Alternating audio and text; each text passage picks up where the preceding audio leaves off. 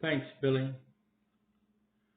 I remember it was a fall day when I put my stepson in the car, and I drove a long way up to I-70 off of 675, veering right and heading I-70 east to Enid, Ohio, to my job at Enron as a help desk analyst working for Terry Kane and Scott. I walked in, I seen Chris Dahmer, I seen Ryan, I seen Pam and Stella, and many more. And I said, I'm here to get my stuff, because I had put in my 2 weeks notice so that I could go run the Miami Cemetery in Corwin, Ohio, off of 73 in Clarksville. We came down. I had gotten the job through an interview with probation officer from Warren County Courts, Charles Morgan. And I began the job training, trying to understand all the intricacies of taking care of one of the landmarks in Warren County. One of the oldest cemeteries, early 1700s, Revolutionary War, many headstones, 10,000, I think, interments, if not more. As time went on, my father-in-law, the politician, the president of the board of the cemetery, and his friend, Charles Morgan, asked me to go to lunch. And so I joined them at the Village Restaurant owned by John Lamb. And as we sat down, we were blessed to have the mayor, Earl John Isaacs, and Judge Heith presiding. The keynote conversation speaker, obviously, was Judge Heith, and he wanted to know what we knew about Hollywood Franklin. This was around the time of the Pill Mill raid at Bobby's house, Father of Ralph, where they collected about $10,000 worth of drugs right there at the farm just outside of Franklin towards Middletown, where when you walk inside, there is a large red SK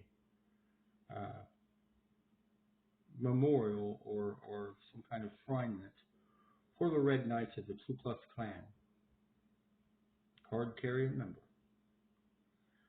So obviously Judge Heith is wanting to know about the Ku Klux Klan. I look at the gentleman that I'm sitting with. They're not speaking. And I'm the low man on the totem pole here. So I am in silence. They walked out, unlike every time before and after that, without picking up the bill for me. In shame, I went back to the cemetery, and I watched as these new family members of mine began down the same roads as my family did. As their addiction grew, so did their familiarity with the Ku Klux Klan in Franklin, and all the deja vu moments you could ask for me. But I know better than to speak on another man's family. So in silence, I paid the price as a codependent, really, watching as all the damage gets inflicted from the lies and deceits that come along with addiction. All of this could have been handled right then and there by our mayor and our township trustee if they would have just told the truth. But I understand the dangers that come along with telling on these people, because I can still remember back in around 1986 or 7, a bar called the Hideout, where they accused a man named Glenn Benj of stealing a diamond ring, off of Uncle J.D. as he sat in his wheelchair over at the U-Turn or J.C.'s Primetime, I can't remember. I seen them shut the doors with a 2x6 at the clubhouse for the Hollywood Nights and call him out. And within a few days or a week, they found him cut in half. Part of his torso was in Carlisle and part was in Franklin.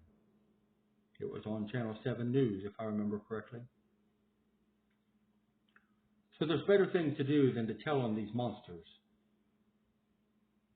On down the road, Probation Officer Charlie Morgan came to me and confided in me about a murder, precariously, during the Tietmeyer funeral, near the house by the chapel, and the tank that they had to get General Huey to authorize, because it was illegal and he was the only man high enough in the military to override it.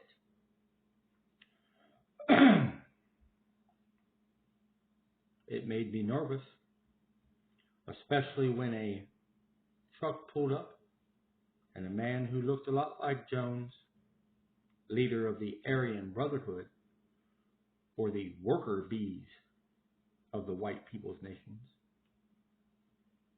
said, "You better be careful. There's 9,000 volts that run from here to there." It pointed towards the Wayne Township Trustee Building, built on old cemetery land, across from Officer Brett Kaplinger. Precariously. I said, "You mean from here to the chapel?" And he chirped his tires and left. I knew I'd had trouble with him, but I've had trouble with him my whole life. I got pulled over by the owner of Jones Trucking over at the horse trails on Furnace Ogilvy Road, back when Brad Stiles and I believe Chris Nelson may have been with me. Maybe Jason Johnson. And all of the Corwin Farm hillbilly type kids were there. Now, they were older than me. And it came down to one man, Ray Lamb's son, Craig. And we had words, and I left. And later on, he started to talk to my girlfriend, who was going to be my wife, Debbie Akers. And then he wanted to fight to win her honor in the middle of Corwin, and I said no, twice. But my friend Matt Carnes came and said, if you don't, he's liable to get her, because he's calling her names now. So I said, okay, and I walked out the door, and my dad said, you better be careful, that temper of yours. So I went there, and I was pretty good about maintaining my temper. Back to the cemetery we go. Lloyd Jones came up from Texas to fix all the old headstones, forgetting only a few, with Charlie and I and Rudy Taylor began working on the wall by loading rocks, load after load of them. I'm not sure if he took the rocks over to the wall that was built on 42. That must have cost a lot of money, because it expanded all the way over to McDonald's store number 5. And increased the value, I'm sure. I'm not so sure about the cemetery value, though. I think other things could have been taken care of first. Because it wasn't long after that until I got a phone call about my friend Charlie Morgan going around and talking to the board. Gibson, Foltz, Connor, and others. About me having dogs in the house and me not showing enough respect for the job. Both being lies. Broke my heart after all those times of me sticking up for him. So I knew what it was when I replied to his tale of the murder, I said, I know where a blue car is, because me and the man whose grandpa you referred to as bringing him over here used to play there a lot. It's powder blue. It's Toyota, early 60s. And that's when they knew they had to get rid of me. Because they thought that they were going to somehow evade the fact that with his information and mine together, we solved a civil rights murder. Might be even to narrow it down to a living person. And there's no statute of limitations on homicide. That's a hell of a decision for me to make, since they all work with the courts. They got the mayor's position, trustee position, and Dallas Powers gave them a lot of good references. Then there's also Kilburn's funeral home and their relationship. I decided to get out of town. I left.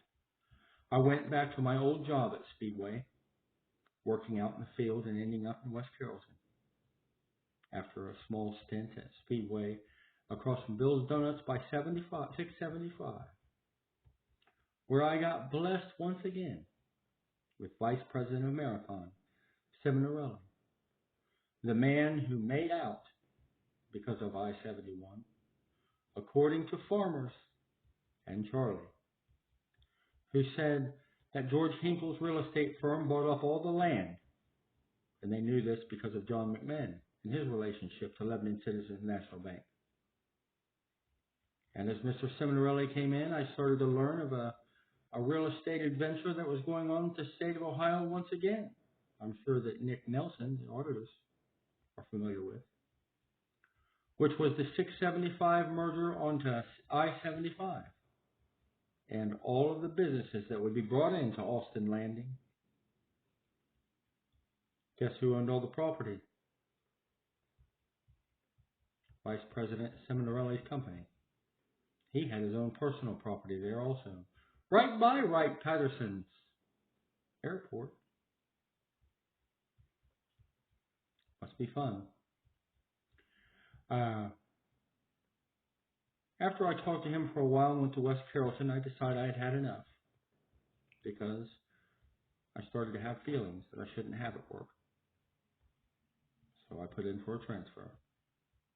Back to the help desk, and Jamie Russell said, me and Chris think that you should put this in. I said, okay. They transferred me to Smithville, to one of their worst stores, and I quit.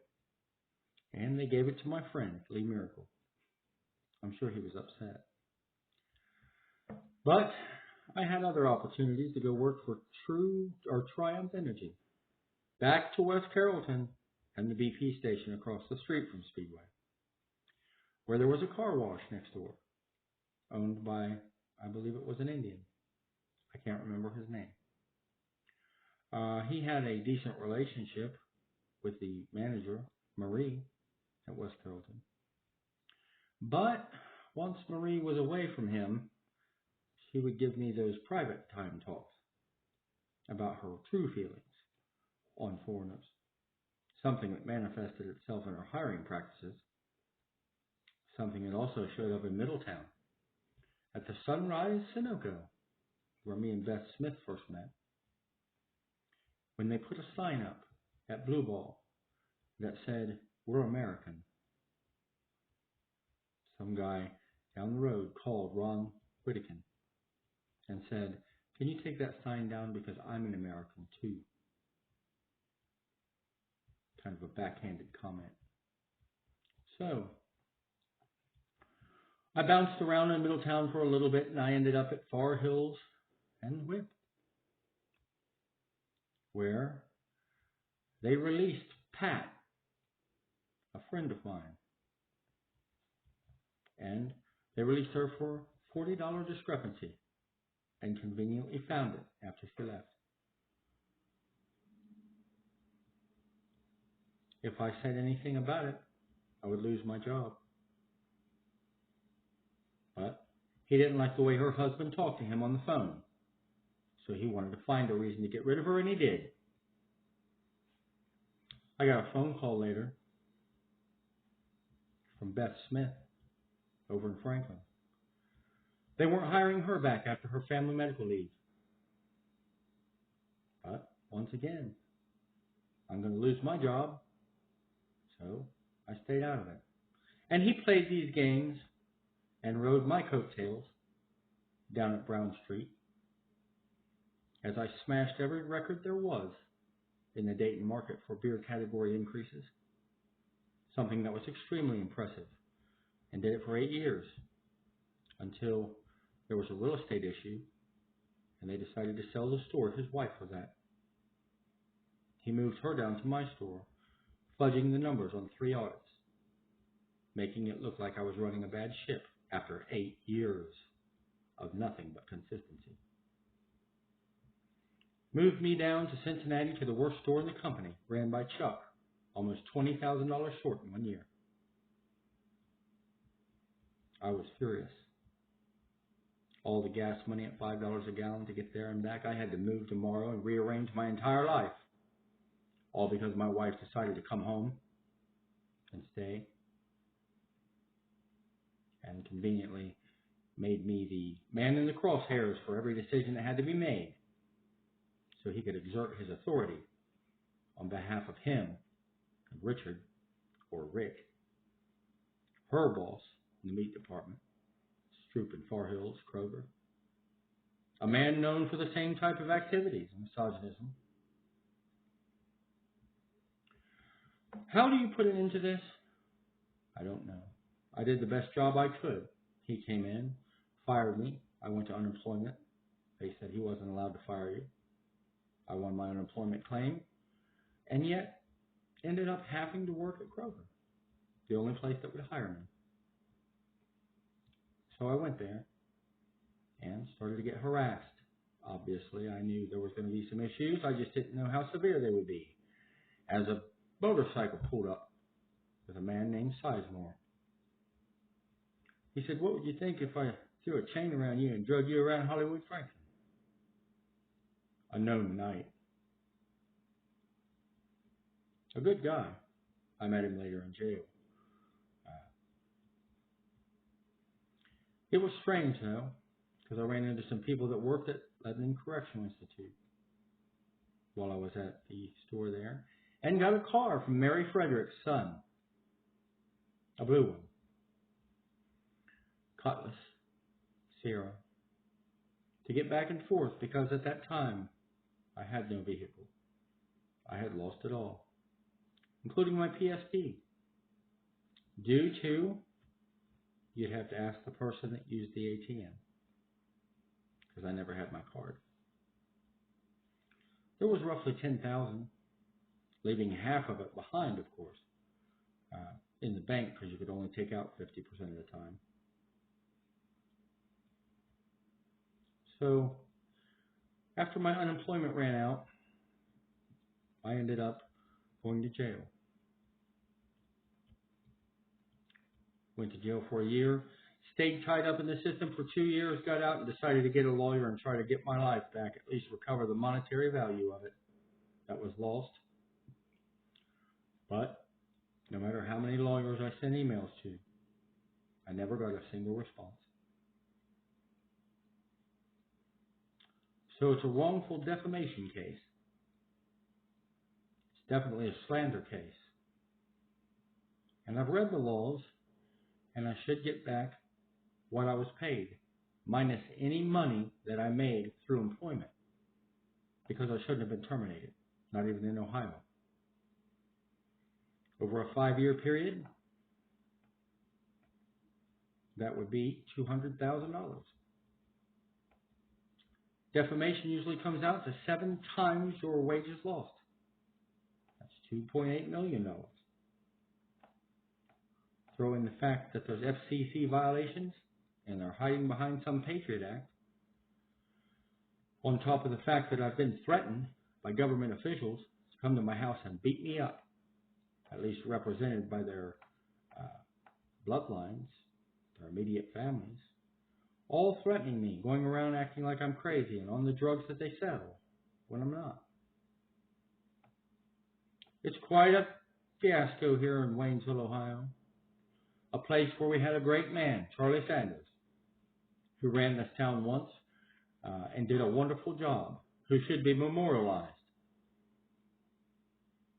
like Harrison's at Harrison Square, where LC&B sets their bank, ran by Nikki Pollock-Shear, or the Clint Foltz Park, where his widow, Marilyn Mahaffey, built a park, and rightfully so. Dale Bowman Park, that sits right there on Corwin Avenue as you're headed to the cemetery, on the left, the soccer fields. Used by families and churches, and sometimes an egg roll vendor. It's wonderful. I always enjoyed taking a close look at things, sort of observing it, and I'll enjoy watching and seeing if they build something comparable to that Warren County Probation Officer Charlie Morgan's chapel, the one who told me all these truths about civil rights murders and much, much more, as I continue to send in my stories to various media outlets that Amber Hearst may or may not run,